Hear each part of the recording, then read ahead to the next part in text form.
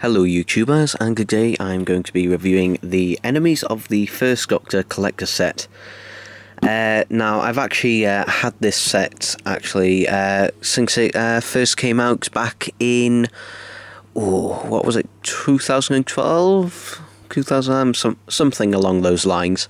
But this is the second one I have, which is in the box, just to show you the figures in the box. So yeah, it's in the blue style of the classic series packaging, and you can see here I've got a picture of the 10th planet Cyberman, a flamethrower Dalek, and a Rubber Man, and that's actually the brother of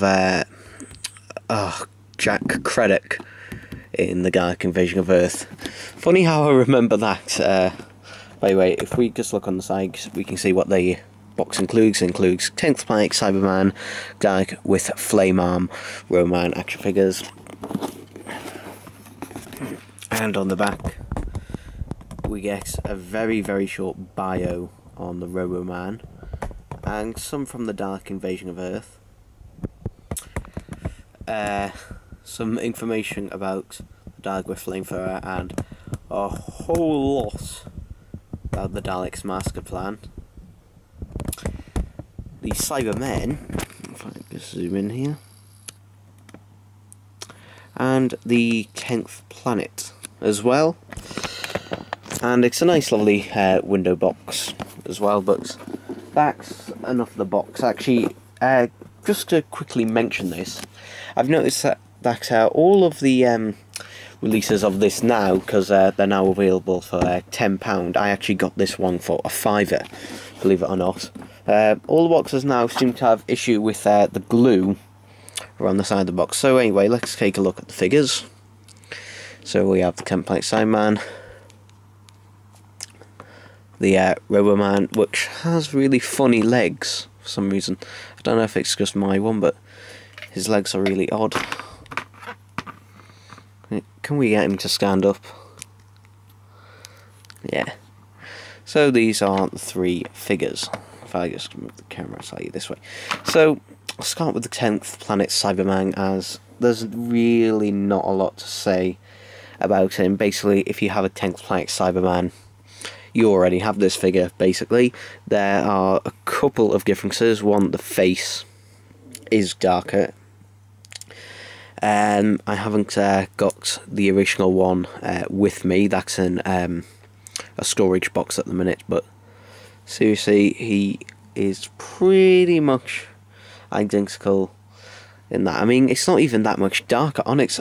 If you looked at it on its own like this, honestly, you couldn't actually tell a difference. It looks so goddamn similar that it's really, I don't know why they bothered the effort of actually making the face a bit darker.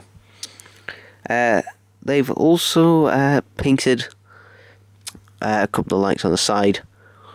They're all black on this one, and on my one they are all black actually, but if we look at the one in the box, a couple of them have grey edge tips to make it look like it's lit up, but on my one it does look like they've all been painted a solid black on there. The one that I've actually opened, this one was bought for I think £35 back in the day.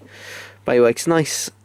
It is nicely detailed. It's a nice figure, but something I really wish they would have done for this, considering this figure was first released in that Age Steel wave, then the Tesco box sets, then re-released again in the B&M box set, which was the Tesco box set, and also here.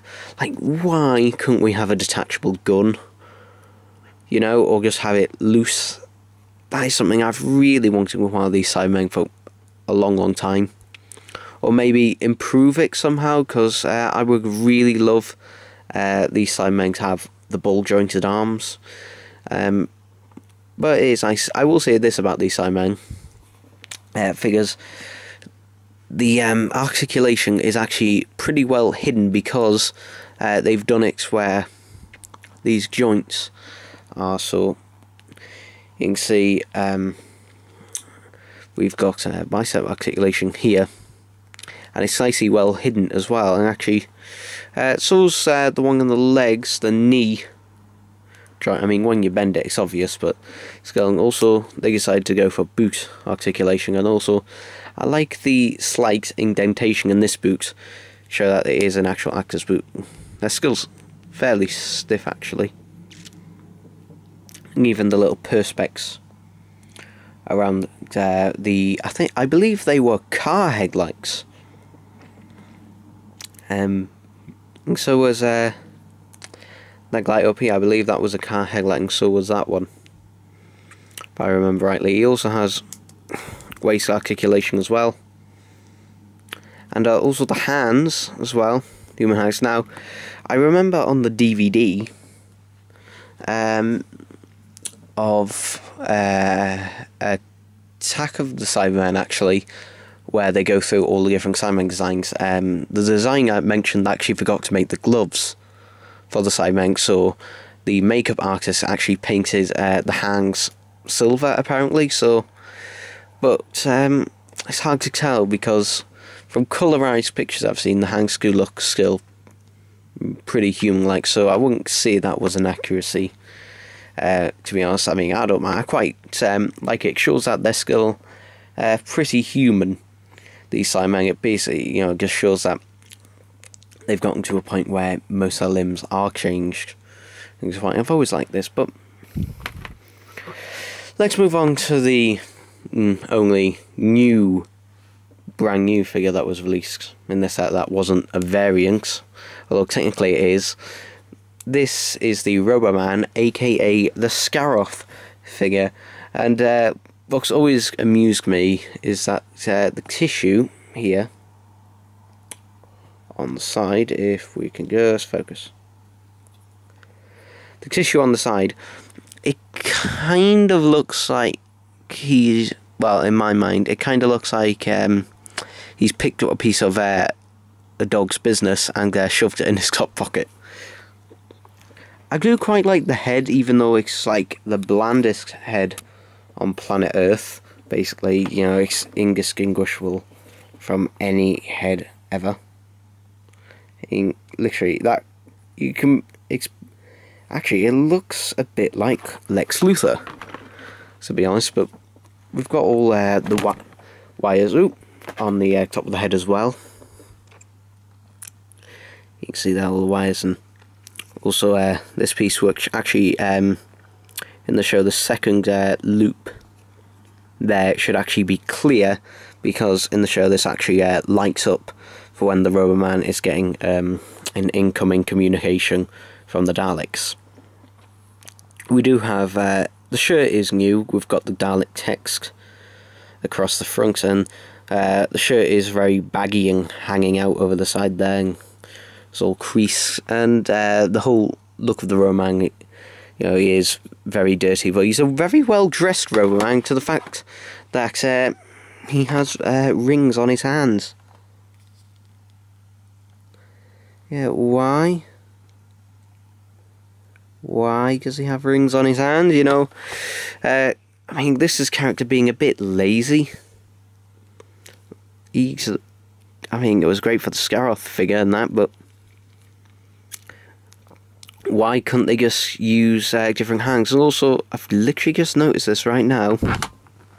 His arms are not the same length, actually. No, they're not actually the same length.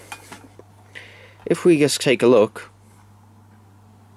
it's actually hard to see on camera, but his right arm is actually slightly longer than his left. Yeah, it actually is. It's slightly longer. Not a massive amount, but it is slightly longer. I don't know if this is just a factory error on mine, but yeah, it does look slightly longer. In fact, it is. If you notice the cuff, have I got anything flat? No. If I use my light here, I'll just cover that section up here. You can see that this arm is actually slightly longer, and I'm not quite sure why. It might just be a factory error on my one. The head actually does surprisingly have some articulation to it, which is quite nice. and you can see the whites. They should really be painted though, because although I can't remember if there was any coloured pictures, but I doubt that there would have been all silver, because it did register in sort of tones. You know, I don't believe they were all the same colour. They may have been. They may have been white, probably, but I doubt that they would have been just silver. I mean, I don't mind that much. I mean, you know, the Roboman is not a figure I'd ever expect that we would have got. And he's actually, he's fairly good. He is decent enough. But to be honest, out of all the figures that you could have released in this set for the enemies of the Third Doctor, this is not the one I personally choose. I mean, it is a easy one. It is technically a new figure. Well, it was at the time.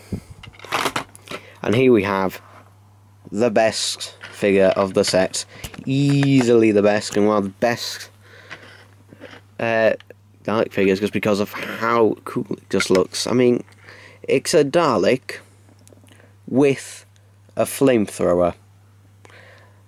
Yeah, just how can you not go wow at that?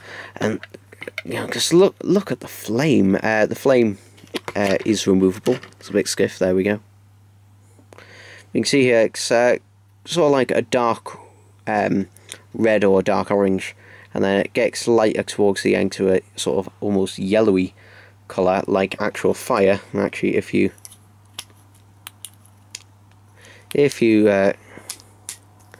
shine a light through it, it does actually look quite like actual fire. Actually, it does, you know, sort of flare up. So, if anyone, I doubt you can. Yeah, I don't think there's actually a practical way of doing this. But if anyone can modify it to actually have an LED so it glows, but I doubt you can, because there isn't enough room unless you remove this section and rebuild. The only thing about this is that in the boxes for these, they always tend to be bent. The example being here, this one's slightly bent. I've seen ones that are worse off for wear, but there is, you know, the trick. Basically, if you've ever seen my video on the how to fix bent Dalek eye stalks with the boiling water method, it'll work for this as well. It'll work for plunger and that. But basically, it's your standard 60s Hartnell Dalek. So it's got the gun with the perspex running through it, the little slats. We just let it focus, and there we go. You can see there. I've seen some reviews where they say this gun is wrong. It's not. It is correct. This is the gun that was used throughout the Hartnell years. It was only until Power of the Daleks where they changed it. Something that is incorrect for no apparent reason is the Dalek eye stalk. I have no idea why it's like this, and it's still like this to this day, because, you know, you can still buy this setting for Bin Planet at the time recording this.